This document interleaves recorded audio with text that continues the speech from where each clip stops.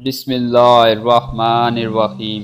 شروع اللہ کے اس پاک نام سے جو تمام جہانوں کا اکیلا مالک ہے، اور تمام تعریفیں صرف اسی ذات کے لیے ہیں۔ دیکھنے والے تمام سامعین کو السلام علیکم۔ دعا کرتا ہوں کہ خدا مسلمانوں کی تمام جائز خواہشات کو پورا فرمائے اور انہیں دنیا و آخرت میں کامیابی نصیب فرمائے، آمین۔ رسول اکرم صلی اللہ علیہ وآلہ وسلم نے فرمایا، تم 5 چیزوں کو 5 چیزوں سے پہلے غنیمت جانو۔ نمبر 1، اپنی جوانی کو انتہائی بڑھاپے سے پہلے۔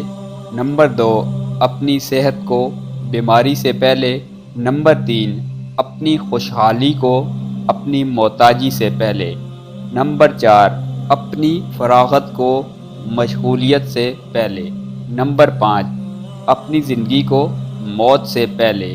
حضور اکرم صلی اللہ علیہ وآلہ وسلم نے فرمایا، قیامت کے دن جب دنیا میں مصیبتیں جھیلنے والوں کو اجر عظیم سے نوازا جائے گا، تو ایسے لوگ جن کی زندگی دنیا میں پر مسرت گزری ہوگی، خواہش کریں گے کہ کاش دنیا میں ان کے جسم کے ٹکڑے ٹکڑے کر دیے جاتے تاکہ وہ بھی اس طرح اجر عظیم سے نوازے جاتے۔